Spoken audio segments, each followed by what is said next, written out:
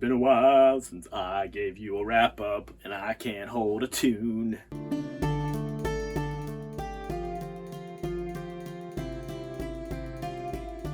Hello, and welcome to the Ponderings of Pete, the channel you're watching right now. I am Pete, and this is my channel as well. I kind of already told you that, but it's fine.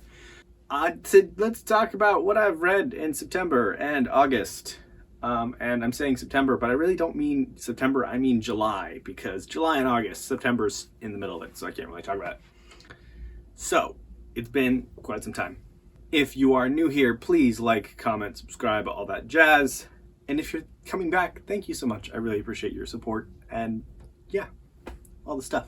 Without further ado, because I don't think I have anything else to say, let's talk about kind of July a little bit. July and August. I finished 5 different book series in August, and I think 4 of them I read the preceding one within a month or 2. So there's going to be several dual entries where I talk about like book 2 and 3 or whatnot. Book 9 and 10. So we can talk about those endings. We can talk about the other books I read. Ireland I'm not going to touch on yet. I'm still kind of working slowly but surely on that vlog. It's a bit of a project because it just is. It's harder than doing one of these videos because I have to put it together and stuff, and I got a lot of stuff going on. I am working on it though, slowly but surely. Don't have a timeline for you.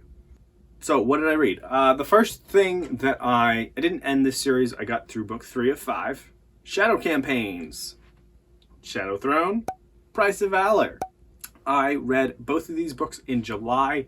Got most of them finished actually on the Ireland trip. Shadow Throne was mildly disappointing. It was decent. It took kind of a bunch of inspiration from the French Revolution, and then I felt like it made it less. Based on my small amount of knowledge about the French Revolution, it was less bloody. The political intrigue was only so-so. The villain in this book was just underwhelming. And then a lot of the things that made me fall in love with 1,000 Names just weren't in this book. 1,000 Names was very battle heavy, and he wrote the battles really well, and the strategy was great. But there was like one battle in this entire book.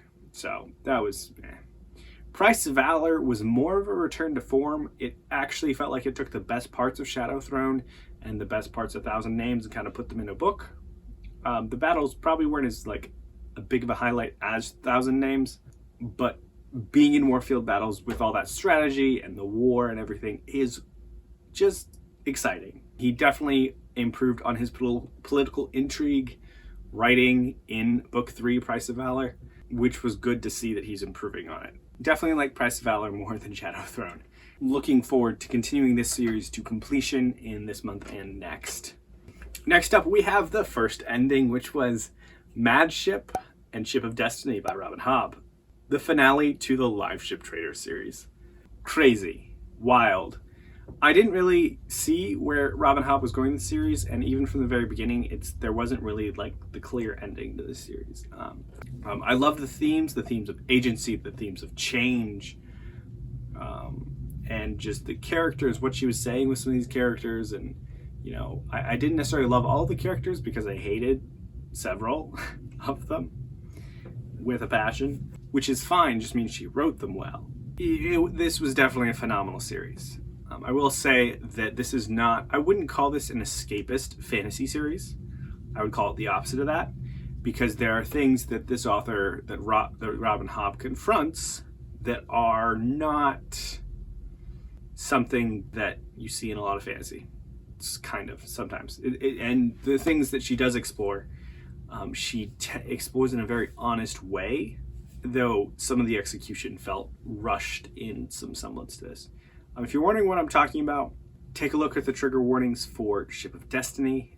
There's one particular event that happens in the last part, close to the end of Ship of Destiny, probably about somewhere within the last third or so, that is contentious.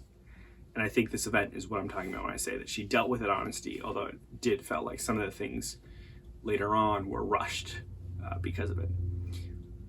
And I'm not entirely sure about the purpose of it in the overall narrative in regards to that specific character. But I do think that Robin Hobb didn't shy away from writing a very dreadful scene. I still like the series as a whole, and I loved just change. It's great. Definitely my favorite so far of the 2 trilogies that I read by Robin Hobb. Next up we have Sekhmet by Grace J. Roberts. So Sekhmet, this is one of my Spiffbo 8 books. This is a self-published book. Definitely check it out. All the self-published books that I will have links down below, of course. So if you pique your interest, go check them out because they're great. Self-publishing is awesome. So Sekhmet didn't impress me that much. I think there were a lot of great concepts in this book, but it suffered from the fact that those concepts weren't really explored that much until like the last couple pages. I think the biggest issue with this is we have a mystery character that we don't know who he is, and he is a POV. That prevented me from getting connected to that said POV. Really great ideas with like the gods being real and some other stuff. Like this is very much like in the vein of Percy Jackson and American Gods. So if that tickles your fancy, go ahead and take a stab at it because, support your self-published authors. The next one that I'll talk about that was self-published was Morrigan. This one also was in that same kind of subgenre that Percy Jackson and American Gods are. This one was the Celtic gods, however. And I felt like this was a little bit more tropey than Sekhmet was. And the author, Jonathan King, executed the tropes pretty well. But the thing that kind of lost me a little bit in this book was that it didn't feel like there was any forward momentum from the protagonists. It just felt like they were running away and they were running away. There wasn't any direction to where they were going that was communicated. And like half of the book where they were just running away, I was like, okay, what's happening next? Come on. I don't know what's happening next. And just, I like being able, and this is probably partially me because I just like being able to kind of figure out where a book is going. And when the protagonists don't have things in mind about what they need to do in order to solve problems that I see, that's when I'm kind of just like, you have these problems. Why aren't you thinking about trying to solve them? I mean, that's kind of what I felt like this was about. That's mainly a personal thing, I think. But check this out if you want to see more Celtic gods living on Earth. And then the final self-published one that I will talk about, which is all 3 of these have been Spiffbo entries for me. The Hunter by Hannah Carey. This was a romance, which I am not usually somebody who reads romance. This is a fantasy romance specifically. And I was pleasantly surprised by this one. It was well told. It was mostly actually political intrigue with romance thrown in. And I liked it. The political intrigue was well done. The thing that kind of disappointed isn't the right word. I feel like this book was purposely split down the middle. It ends on a bit of a cliffhanger and it doesn't feel like there's that much resolution to any of the plot lines that are happening.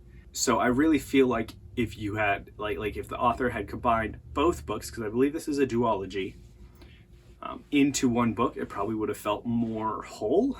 The romance was well done. The romance was convincing to me. Again, I loved all the political intrigue swirling around the 2 main characters. So yeah, really cool. Definitely enjoyed this one. Let's talk some Shadows of the App, shall we? I finished the series finally. Book 10, Seal of the Worm. I finished that one, and then Book 9, War Master's Gate, in July and August. And wow, great ending. This is another one where the world is irrevocably changed after the ending, and it's put in a better place, a good place that I enjoy. And there's so much potential for more stories in the world, but it wouldn't be the stories of the Shadows of the Apt, if that makes any sense. Like it's a fundamental shift in the entire world. I definitely think the last 5 books of this series that's 6 actually, are so much stronger than the first 4. So it's worth getting through them. I will be doing a series review for this. I love where our characters are at the end. There's definitely some sadness in there based on what happened. And just the ending. The ending was great. I have some gripes about the ending. I might talk about those when I do a spoiler chat with a few other booktubers. We will see when that is. And then next we have Machiners of Empire by Yoon-Ha Lee. I finished the last two in the series, Raven Stratagem and Revenant Gun, in July and August respectively. And this series needs to be like get more hype behind it, because like this is a really good series. The world building is phenomenal. The battles, the mind games are really cool. Battles are fantastic, and the technology is really interesting. And just the questions that they have, this series evokes about leadership is also just really makes you think. And there's tragedy and amazing characters, and it's just really good.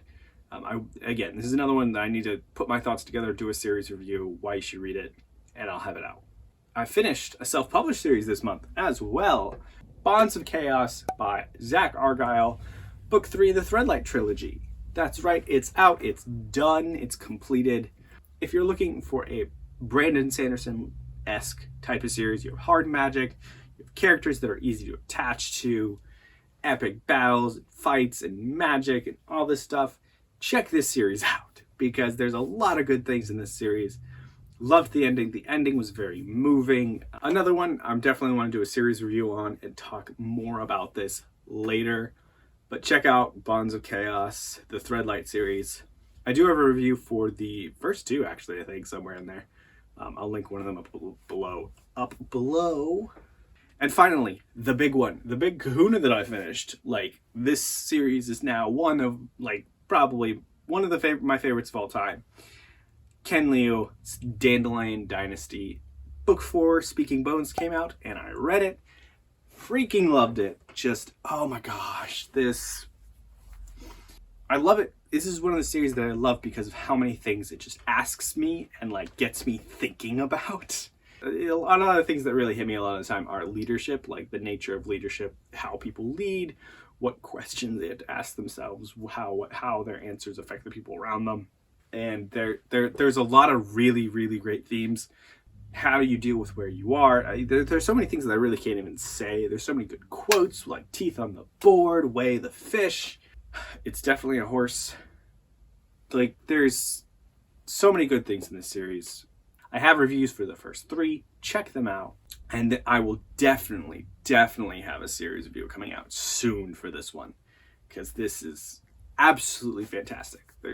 Everybody should be. This is one of those ones where I want everybody to read it.